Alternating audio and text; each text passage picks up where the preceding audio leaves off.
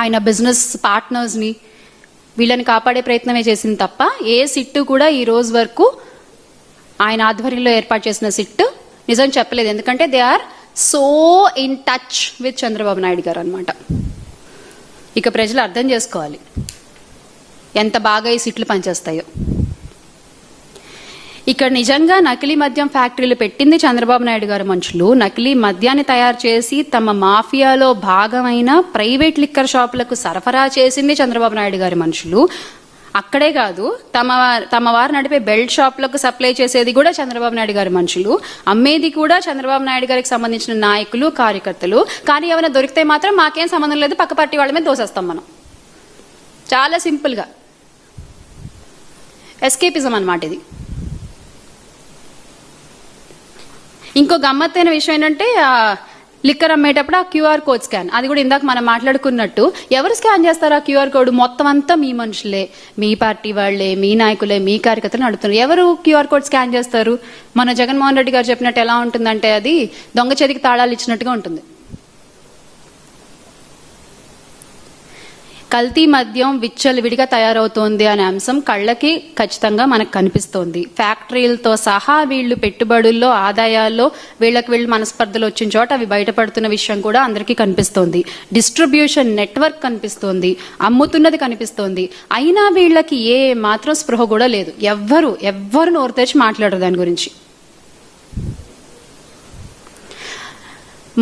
మొన్న ఇష్యూ కూడా అంటే మా బాధ ఏంటంటే ఎక్కడో అక్కడ, అంటే ఇప్పుడు మొన్న అంతమంది ప్రాణాలు పోయాయి కదా, ఆ బైకర్ కూడా ప్రాణాలు కోల్పోయాడు కదా. 2 వ్యక్తులు ట్రావెల్ చేస్తుంటే శివశంకర్ అనే వ్యక్తి ఇదయ్యాడు, ఇంకో మనిషి ప్రాణాలు కోల్పోయాడు కదా.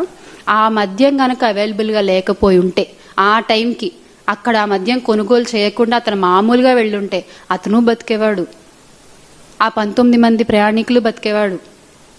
ఈ రోజున ఒక మాంసపు ముద్దల్లా ఉన్న ప్రయాణికులని ఒక డిఎన్ఏ టెస్టుల ద్వారా ఎవరిది ఏంటి అని చెప్పి వాళ్ళ కుటుంబ సభ్యులకి అప్పగిస్తున్నటువంటి పరిస్థితి. ఇంత విషాదకర ఘటన అవసరమా రాష్ట్రంలో మనకి? ఒక తల్లి తన బిడ్డ కాలిపోకూడదని చెప్పి ఇలా పట్టుకుని తను దహనం అయిపోతూ ఆ బిడ్డను కాపాడే ప్రయత్నం చేసిన హృదయ వికారమైనటువంటి ఆ సంఘటన చూడాల్సిన కర్మ ఏంటి మనకి? దేనికి లింకప్ అయి ఉంది ఇదంతా? మద్యం మాఫియా కాదా?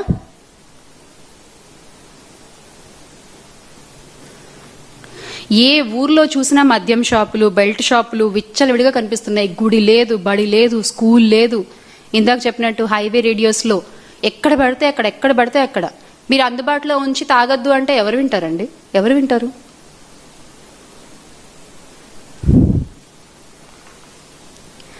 రాష్ట్రంలో ఈ రోజున మహిళలపై జరుగుతున్న అఘాయిత్యాలకు కూడా ఈ మద్యం మాఫియానే ఒక కారణం అని చెప్తాను నేను నిస్సంకోచంగా. నిన్న కూడా ఒక న్యూస్ చూసాం. ఒక 20 రూపాయల కోసం ఒక పిల్లోడు పక్క పిల్లోడి గొంతు కోసేసిన వైన మనం చూసాం. ఏంటిది? ఏం జరుగుతుంది అసలు రాష్ట్రంలో?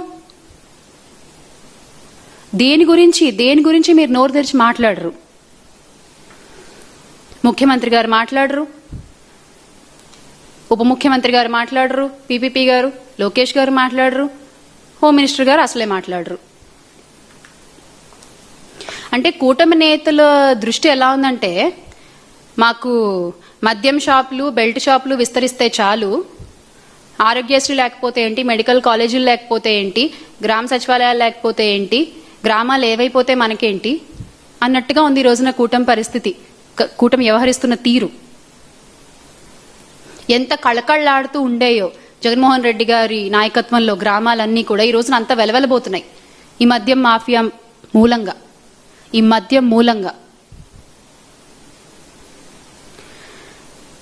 జగన్ గారు ఎంత సంక్షేమ పాలన అందించారో అంతకంతకి సంక్షోభ పాలన అందిస్తున్న ఘనత మూటగట్టుకుంటున్నారు ఈ కూటమి ప్రభుత్వం.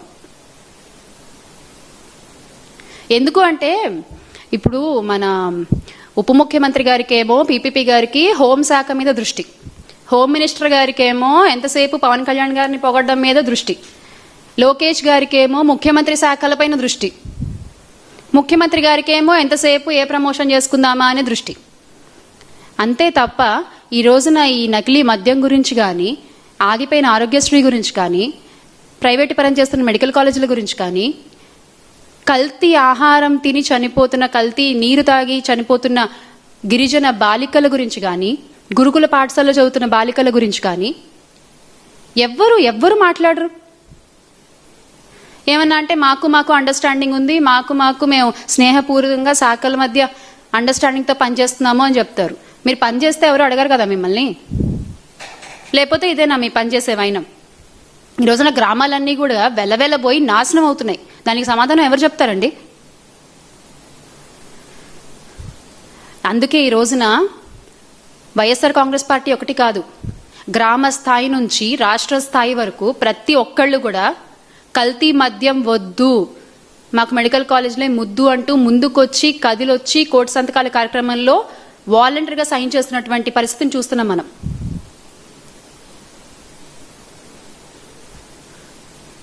ప్రతి 50 ఇళ్లకి ఒక వాలంటీర్ని, ప్రతి 2000 మంది జనాభాకు ఒక సచివాలయాన్ని ఏర్పాటు చేసి గ్రామ స్వరాజ్యాన్ని ఆనాడు జగన్మోహన్ రెడ్డి గారు స్థాపిస్తే ఒక వర్గానికి సంబంధించినటువంటి మీడియా ఆయన మీద బురద జల్లింది ఆ రోజున.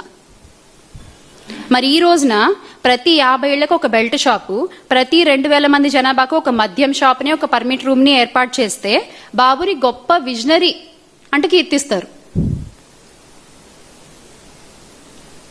ఏది నిజం అనేది ఖచ్చితంగా ఈ రోజున ప్రజలందరూ కూడా గమనిస్తున్నారు. ముఖ్యంగా మహిళలు, the young generation out there, you should understand, you must understand the real facts. ఎవరు సంక్షేమ పాలన అందించారు, ఎవరు సంక్షోభ పాలన అందిస్తున్నారు అనేది మీరు అర్థం చేసుకోవాలి. ఖచ్చితంగా ఈ కూటమి ప్రభుత్వ వైఖరిని మార్చుకోకపోతే మాత్రం ప్రజలు వారికి బుద్ధి చెప్పడానికి రెడీగా ఉన్నారు. ఈ రోజున ప్రతి ఒక్కళ్ళు కూడా జగన్మోహన్ రెడ్డి గారి వైపు చూసే పరిస్థితి రాష్ట్రంలో ఉంది.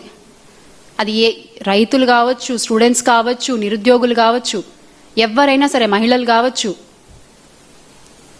ఖచ్చితంగా వాళ్ళందరూ కలిసి మళ్ళీ ఆయన్ని ముఖ్యమంత్రి చేసుకోవడానికి రెడీగా ఉన్నారు. సో ప్రతి ఒక్కళ్ళు కూడా ఆలోచించి రాష్ట్ర భవిష్యత్తు నిర్ణయించుకుంటారని భావిస్తూ make Andhra great again with Jagan అన్న. జోహార్ వైఎస్ఆర్, జై జగన్.